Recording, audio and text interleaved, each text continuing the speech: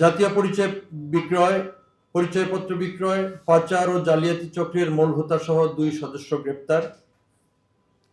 জাতীয় পরিচয়পত্র তথ্য অবৈধভাবে বিক্রয়, পাচার এবং জালিয়াতির মাধ্যমে বিপুল পরিমাণ অবৈধ অর্থ উপার্জনের অভিযোগে একটি শক্তিশালী প্রতারক চক্রের 2 সক্রিয় সদস্যকে গ্রেপ্তার করেছে সিপিসি। সিপিসি হচ্ছে, আপনারা জানেন, সিআইডির একটা গুরুত্বপূর্ণ অর্গান। গ্রেপ্তারকৃতরা হলেন ডাটা এন্ট্রি অপারেটর, যে উনি আউটসোর্সিং এর, মোহাম্মদ আলামিন, বয়স 39, এবং মোহাম্মদ হাবিবুল্লাহ, বয়স 41। তিনি হচ্ছেন অফিস সহকারী কাম কম্পিউটার অপারেটর। উনি গজারিয়া উপজেলায় নির্বাচন অফিসে ওনার পোস্টিং। গোপন সংবাদের ভিত্তিতে পরিচালিত এই অভিযানে গত 14 জানুয়ারি 2026 তারিখে রাজধানীর আগারগাঁ নির্বাচন অফিস থেকে নির্বাচন কমিশনের ঊর্ধ্বতন কর্মকর্তাদের সহযোগিতায় প্রথমে আলামিনকে রাত 10:30টায় গ্রেপ্তার করা হয়। পরবর্তীতে তার কাছ থেকে জিজ্ঞাসাবাদ এবং আমাদের যে নিজস্ব টেকনিক আছে সেটার ভিত্তিতে 15 জানুয়ারি, দ্যাট মিনস গতকাল রাত্রে 12টা 10-এ তাকে মোহাম্মদপুরের চন্দ্রিমা হাউজিং এলাকায় অভিযান চালিয়ে হাবিবুল্লাহকে গ্রেপ্তার করা হয়। প্রাথমিক জিজ্ঞাসাবাদে জানা গেছে এই চক্রটি দীর্ঘদিন ধরে অর্থের বিনিময়ে এবং যোগসাজশে ওটিপি ট্রান্সফারের মাধ্যমে নির্বাচন কমিশন সচিবালয়ের এনআইডি মূল সার্ভারে প্রবেশ করে বিভিন্ন রকমের তথ্য সংগ্রহ করে এবং তা বিভিন্ন সোশ্যাল মিডিয়াকে প্ল্যাটফর্ম হিসেবে ব্যবহার করে বিভিন্ন ব্যক্তির নিকট বিক্রি করে বিপুল পরিমাণ অর্থ হাতিয়ে নিয়েছে। তারা সাধারণ মানুষের সরলতার সুযোগ নিয়ে এবং ডিজিটাল সিস্টেমের অপব্যবহার করে এই অবৈধ তথ্য বিক্রির বাণিজ্য সিন্ডিকেট গড়ে তুলেছিল। জাতীয় নির্বাচন কমিশন সচিবালয়ের প্রোগ্রামারের সহায়তায় জানা যায়, শুধু গত 1 সপ্তাহে তারা পরস্পর যোগসাজশে 1 লক্ষের উপরে এনআইডি সংক্রান্ত যে তথ্য বা ভিউ বিক্রি করেছে। এই সংক্রান্তের পল্টন থানায় একটি মামলা আছে, সেই মামলা তাদেরকে গ্রেপ্তার দেখানো হয়েছে। এই চক্রের সাথে আর কে কে জড়িত আছে বা তারা কি পরিমাণ টাকা এই পর্যন্ত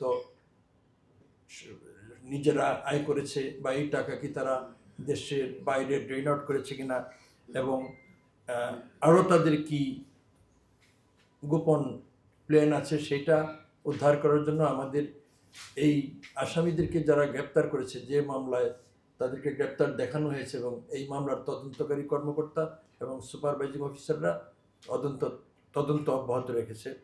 সাধারণ মানুষকে এই ধরনের জালিয়াতি চক্র থেকে সতর্ক থাকার জন্য এবং তথ্য দিয়ে আইন শৃঙ্খলা বাহিনীকে সহায়তা করার জন্য আপনাদের মাধ্যমে সকল দেশবাসীকে আমরা অনুরোধ জানাচ্ছি। সুন্দর প্রশ্ন করেছেন।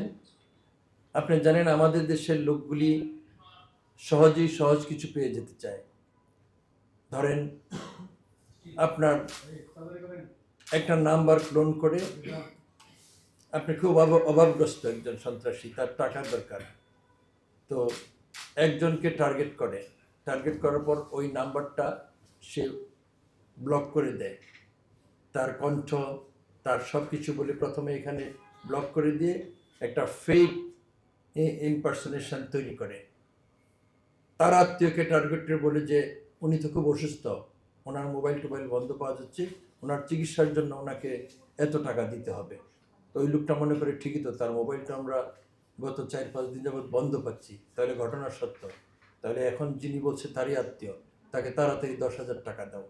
এই যে একটা ফর্মুলা, অমুক দেশ থেকে ওমানে এসে আটকা পড়ে আছে, ওই নাম্বারটাকেই তারা ইউজ করে, বলে যে আমার এই জায়গায় টিকিট এই পর্যন্ত পাওয়ার পর বাকি টিকিটটা আমি পাচ্ছি না, তুমি ঢাকার থেকে এই নাম্বারেই টাকা পাঠাও বা অমুক এজেন্সিকে টাকা পাঠাও, তারা আমাকে টিকিটটা পাঠিয়ে দিবে। আপনাকে কিন্তু ওই নাম্বার থেকে কল দিয়েছে, তখন আপনি দ্রুত যে হ্যাঁ আমার ভাই বা আত্মীয় খুবই প্রভাবশালী সত্য, উনি একজন জেনুইন লোক, মিথ্যা বলার কোনো সুযোগ নাই, উনি কোনোদিন মিথ্যা বলেন নাই, তো নিশ্চয়ই উনি দুবাই এয়ারপোর্টে আটকা পড়েছেন, ইংল্যান্ড থেকে বা জার্মানি থেকে দুবাই পর্যন্ত আসার পর ওনার বাকি টিকিটটা পাচ্ছেন না। টিকিটটা মিস্টার জাহিদ অ্যান্ড এন্টারপ্রাইজকে আপনি ওখানে 1.5 লাখ টাকা জমা দিয়ে দেন, উনি আমাকে টিকিটটা পাঠিয়ে দেবে। এইটা আরেকটা বর্তমানে খুব চমৎকার একটা প্রসেস, মানুষের কাছ থেকে টাকা নিয়ে যাচ্ছে।